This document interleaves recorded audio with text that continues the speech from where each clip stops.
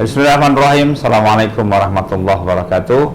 Alhamdulillah, sahabat Al-Wasliyah, kali ini channel YouTube sahabat Al-Wasliyah akan menghadirkan satu segmen istimewa hari ini, yaitu bersama Ananda Muhammad Wasil Ar-Rahim. Ya, Ananda ini sudah menyelesaikan 30 juz hafalan Al-Qur'annya, dan ini seharusnya menjadi konsep anak muda kekinian, ya, anak muda milenial.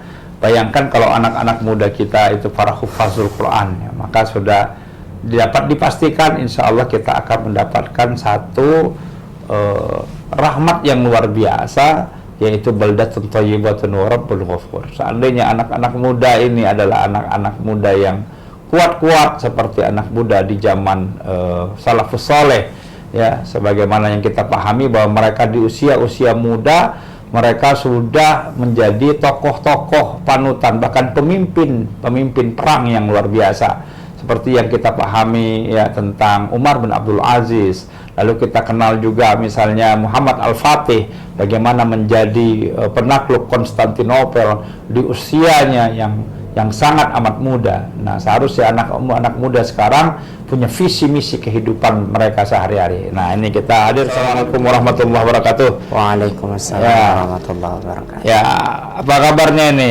Bang Wasil? Alhamdulillah. Alhamdulillah. Lebih baik. Baik, ini Ananda Muhammad Wasil ini adalah putra pertama kami, ya, yang ini harus menjadi panutan untuk adik-adiknya. Setelah itu pasti adiknya akan mengikuti, ya, rekam jejak dari abangnya. Abang Wasil, gimana Abang Wasil ketika diminta oleh Abi sama Umi itu menjadi hafiz Quran, ini keinginan sendiri atau diminta oleh Abi sama Umi? Masih ingat nggak kira-kira Abang Wasil? Bismillahirrahmanirrahim. Dulu pertama kali awal menghafal Quran itu diminta sama Umi Abi. Pertama untuk menghafal Quran. Tapi lama-kelamaan menjadi suatu kebutuhan, nyaman dengan menghafal Quran, hingga akhirnya menjadi keinginan dari diri sendiri dan lama-lama menjadi kenikmatan, ya, untuk menghafal Quran, berinteraksi dengan Quran. Terus apa nih kira-kira yang menjadi halangan, hambatan, atau kesan-kesan selama menjadi seorang penghafal Al-Quran? Yang menjadi hambatan dalam proses menghafal itu sudah pasti maksiat. Itu jelas maksiat itu menjadi penghambat nomor satu dalam menghafal Al-Quran. Seperti itu. Kalau untuk kesan dalam menghafal Quran, jadi lebih merasa bertanggung jawab akan sesuatu ketika kita menghafalkan Quran. Karena mau tidak mau, ketika kita sudah menghafal Quran, kita harus murojaah. Dan di situ ada sikap tanggung jawab yang harus dimiliki. Seandainya penghafal Quran itu tidak tanggung jawab, tidak amanah, maka hafalannya akan pergi, akan hilang. Oke, seberapa berat sih hambatan, seberapa berat sih pengalaman menghafal Quran itu, seberapa beratnya? Yang paling berat itu justru bukan proses menghafalnya, tapi proses menjaganya. Proses menjaganya, ya, muhafadzahnya, ya. Karena kita harus benar-benar istiqomah dalam murojaah, terus berkesinambungan. Karena menghafal Quran kan tujuannya untuk setia sama Quran sebetulnya. Kalau orang yang nggak punya hafalan, dia nggak akan ada perasaan harus ngaji setiap hari. Tapi kalau orang punya hafalan, mau tidak mau dia harus ngaji setiap hari. Gitu. Oke. Apa teknis atau metodologi dalam menghafal Al-Quran selama ini yang Abang jalani itu? Kalau metode dalam menghafal Quran itu macam-macam, ya. Tapi setelah 10 tahun terjun ke dunia menghafal Quran, itu kayaknya metode paling ampuh untuk menghafal Quran, ya, tikror, ya, murojaah, mengulang-ulang. Itu nggak ada metode lain, metode ini, metode itu, ujung-ujungnya kalau nggak diulang ya tetap pergi gitu. Jadi intinya mengulang.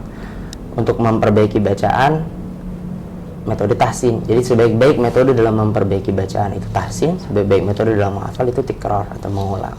Ya, baik, warga Al-Wasliyah, bahwa kita saat ini akan memahami dengan baik bagaimana kesan pesan ya susah senangnya menghafal Al-Quran kaum muda, kaum milenial tentunya.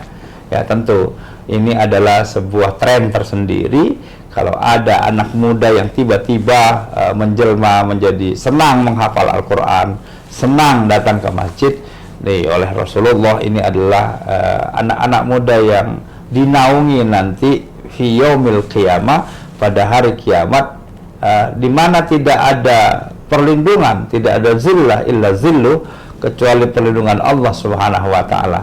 Jangan kemana-mana warga Loslia, kita akan lanjutkan segmentasi berikut ini.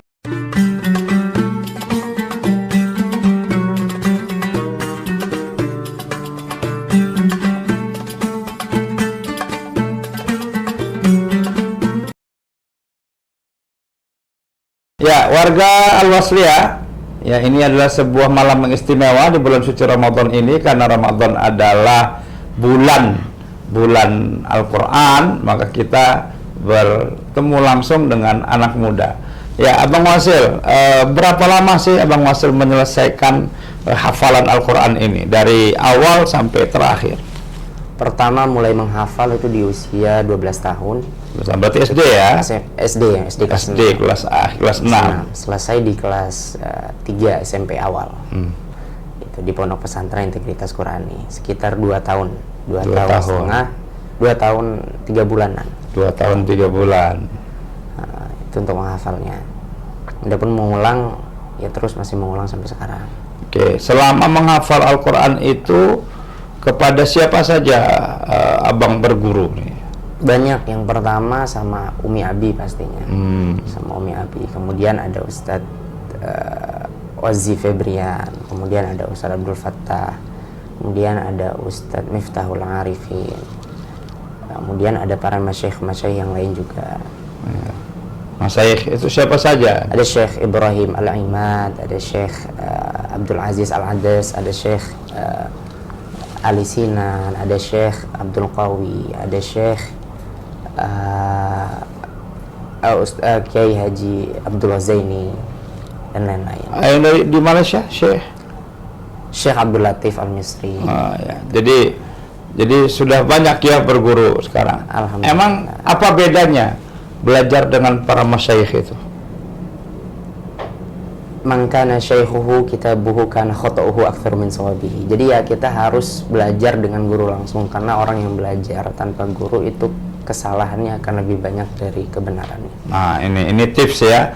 Jadi tips banyak berguru itu menghindarkan kita dari banyak kesalahan ya. Semakin sering berguru, maka kita akan mengetahui banyak kesalahan-kesalahan kita selama ini.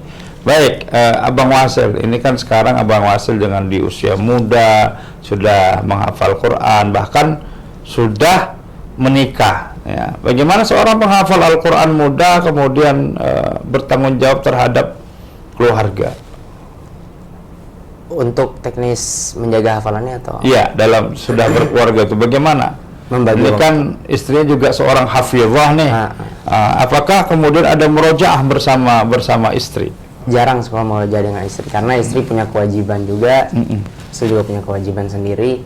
Tapi kita tetap punya target masing-masing untuk murojaah. Nanti paling saling bertanya seminggu sekali apa yang sudah dicapai selama sepekan ini. Oh, jadi ada komunikasi ya, target-target murojaah yang sudah dilakukan selama ini. Gimana menggetuk tularkan itu kepada anak nantinya? Oh, anak harus lebih dari bapaknya. Oh, anak harus lebih dari bapaknya. Harus selesai sebelum balik. Oh, harus selesai sebelum balik. Ya, jadi sudah punya komitmen bahwa nanti anak harus sudah menjadi hafiz Quran sebelum akil balik. Ya, berarti perkiraan di usia 12 tahun. Ya. Insya Allah sebelum, karena sebelum 11 tahun. Saya merasa itu ketika menghafal Quran di usia muda itu benar-benar kuat hafalan itu. Oh, betul-betul mutkin ya. Betul-betul mutkin. Beda ketika kita udah ngafal di usia kelas 3 SMP aja atau kelas 2 SMP itu dengan hafalan ketika kita SD itu jauh banget kualitas kekuatan hafalannya. Jadi benar-benar harus, ya kata pepatah, menghafal di waktu kecil sebagaimana mengukir di atas batu. Memang sulit, tapi sekali menetap ya susah untuk hilangnya. Jadi warga Al-Wasliyah, at-ta'allum fis-sighari kan naqsi 'alal hajari wa ta'allum, dan sedangkan belajar di waktu dewasa ya ini seperti kita mengukir di atas air, ya. Itu adalah konsep. Ya, menghafal Al-Quran sejak dini itu jauh lebih mungkin dibanding dengan menghafal ketika kita dewasa. Mengapa sulit? Karena ketika kita dewasa kita sudah dilumuri maksiat-maksiat. Jangan kemana-mana, kita akan sampai kepada segmen terakhir Warga Al-Wasliyah. Tunggu pesan-pesan berikut ini.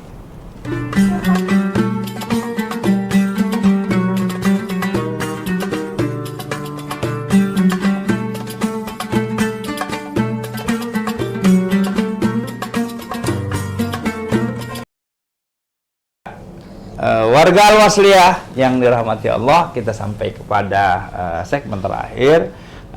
Abang Wasil, apa ini kira-kira pesan kesan untuk warga Al-Wasliyah, ya, khususnya warga milenial, ya, kaum muda Al-Wasliyah ini?